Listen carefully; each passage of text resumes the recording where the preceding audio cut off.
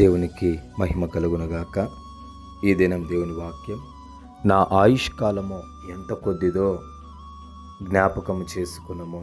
గమనించినట్లయితే కనుక ఇక్కడ భక్తుడు అంటున్నాడు, దేవా నా ఆయుష్కాలం ఎంత కొద్దిదయ్యా, ఒక్కొక్కసారి మీరు జ్ఞాపకం చేయండి అంటున్నాడు. అవునండి, ఈ దినాల్లో మనిషి తనకు మరణమే లేదనుకున్నట్లుగా, తాను అమరుడను అనేంతగా మనిషి యొక్క ప్రవర్తన అనేక రకాలుగా దిగజారిపోయిన పరిస్థితి. సాటి మనిషి మీద జాలి, దయ, ప్రేమ, కనికరం ఏమీ కూడా చూపున్నటువంటి రోజుల్లో మనం ఉన్నాం. అయితే మనిషి జీవితం ఎంత అల్పమైనదో మనం దేవుని యొక్క వాక్యంలో గమనించినట్లయితే, మనిషి జీవితము నీటి ఆవిరి లాంటిదని లేఖనం సెలవిస్తోంది. అడవి పువ్వు లాంటిదని దేవుడు వాక్యం స్పష్టంగా సెలవిస్తూ ఉంది. కాబట్టి మనం చూసినట్లయితే కనుక అడవి పువ్వు ఎండ కాయనంత వరకు చూసేదానికి చాలా చక్కగా ఉంటుంది. ఎండ కాసిన వెంటనే అది వాడిపోవడం ప్రారంభిస్తుంది. మనిషి జీవితం కూడా అంతే అండి.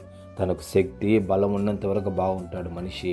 ఆ శక్తి బలం ఒడిగిపోయిన తర్వాత, కరిగిపోయిన తర్వాత అతని యొక్క పరిస్థితి చాలా దుర్భరంగా మారుతుంది. కాబట్టి గమనించండి, ఈ దినాన మనం బ్రతికి ఉన్నామంటే కేవలం అది దేవుని యొక్క మహాకృప వలన మాత్రమే. దేవుని యొక్క దయ, కనికరం మన మీద ఉంది. కాబట్టి ఆ యొక్క కనికరం వల్ల మాత్రమే మనం బ్రతుకుచున్నాం.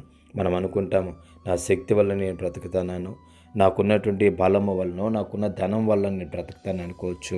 అయితే ఎంతోమంది ధనవంతులు, కోటాను కోట్ల రూపాయలు సంపాదించిన ధనవంతులు సైతము చివరి దినాలలో వారి ప్రాణాన్ని కాపాడుకోలేక, వారి ప్రాణాన్ని విడిచిపెట్టి వెళ్ళిపోయినటువంటి పరిస్థితులు మనము ఎన్నో చూస్తున్నాం. కాబట్టి మనిషి బ్రతకడానికి కారణం డబ్బు కాదు.